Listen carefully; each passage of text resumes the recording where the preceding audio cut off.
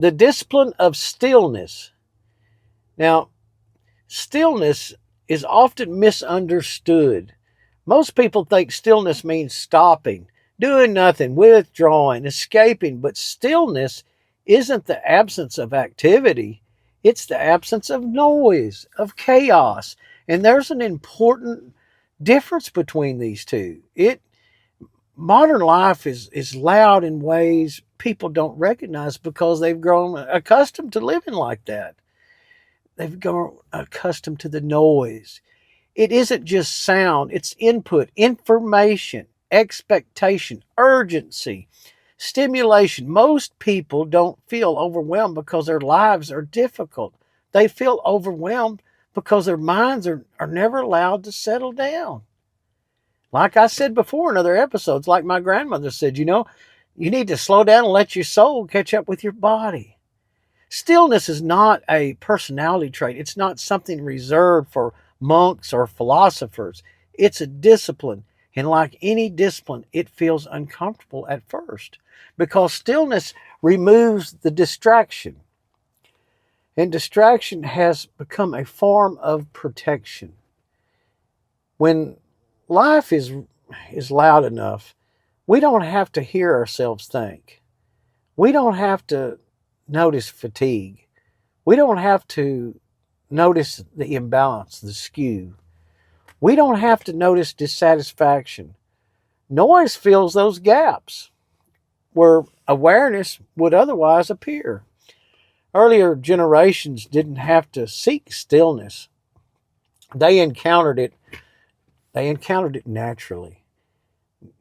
Night was night. Night was darkness. Work ended. Travel was slow. Silence existed. Whether it was wanted or not, it was there. Stillness wasn't a choice. It was part of the environment. Now, today, stillness must be chosen, and that's why it feels so unfamiliar. When people when people first encounter stillness, they often feel restless. The the body wants to move, the mind wants to wander around, the hands reach for something, and just to feel in that space, that void. This reaction isn't a failure, it's a signal. It shows how dependent we become on constant input, constant just tracking, just a track, a signal, a noise. Stillness exposes these patterns and that noise conceals. It reveals, you know, fatigue that's been ignored over a period of time, stress that's been normalized, thoughts that have been postponed and put off, procrastinated, discomfort from that has nowhere to hide. This is why people avoid it, not because stillness is so empty, but because it's honest, it's the truth, it's reality. Stillness doesn't demand action, it demands attention. And attention requires patience. In nature, stillness is never static. A forest appears quiet, but it's full of movement, growth, decay, adjustment, response. Stillness. It's not stagnated. It's a slower form of motion. True. When humans slow down enough, they begin to notice things that speed obscures.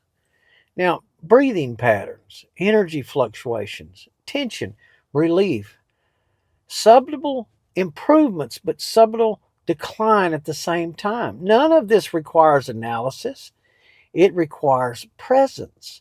Modern productivity culture treats stillness as an inefficient habit. Now, time must be filled, moments must be optimized, silence must be justified, but the most important adjustments rarely happen during activity. They happen between actions. Now, this is where judgment is refined.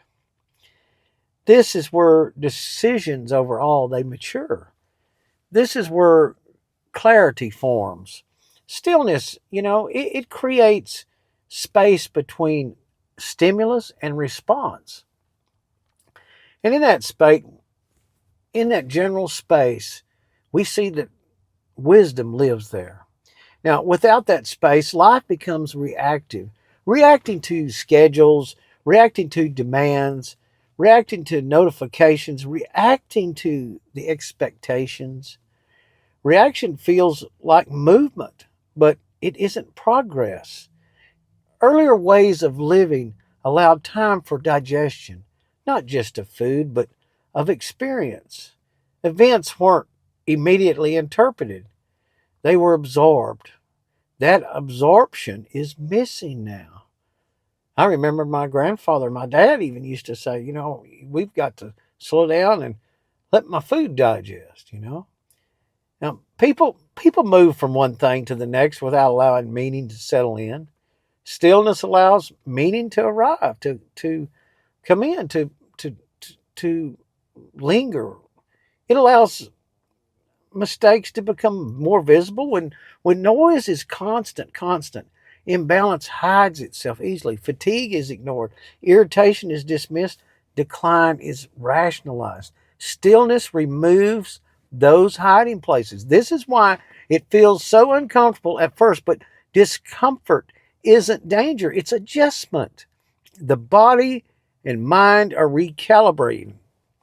Now, just like eyes adjusting to the darkness, clarity emerges slowly. This is not about sitting perfectly still. It's about reducing unnecessary input into your ears and eyes. It trains perception, and perception determines quality of life.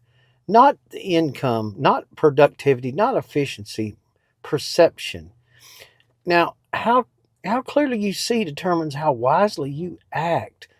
Earlier thinkers understood this intuitively. Now, they didn't withdraw because they disliked people. They withdrew because clarity required margin.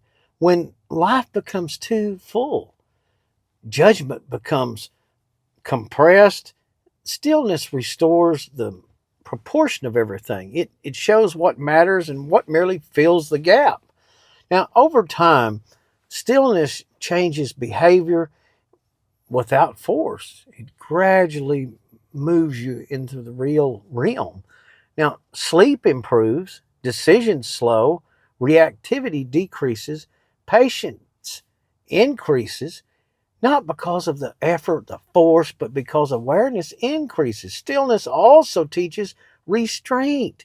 You learn that not every impulse requires immediate reaction. Not every thought needs expression. Not every problem needs immediate solving and attention. Now, this restraint strengthens judgment. Modern life rewards speed, but speed often trades accuracy for urgency. Now, stillness returns accuracy. This is why stillness was once considered a virtue.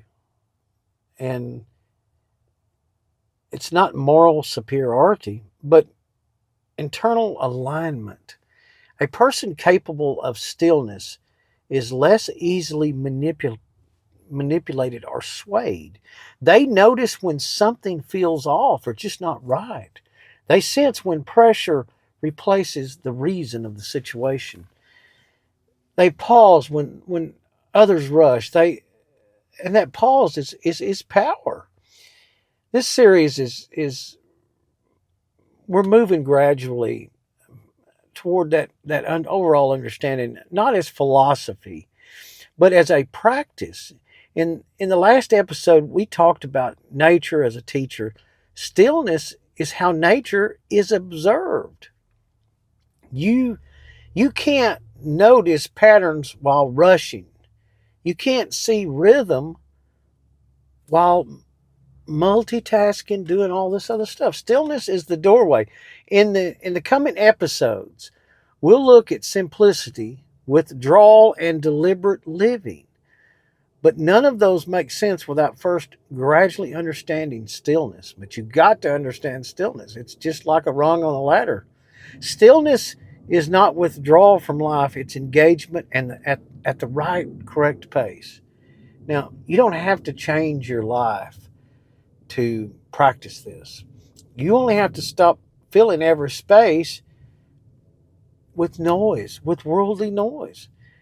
let silence reign. Let silence exist every now and then. Let boredom pass. Let the urge to distract fade away. What remains is clarity, and clarity changes everything quietly. Now, I just want you to know that I really appreciate you.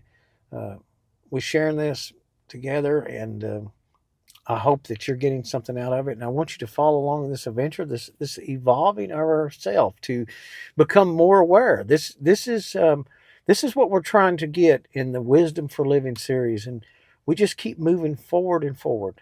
And I appreciate it. End of the vlog.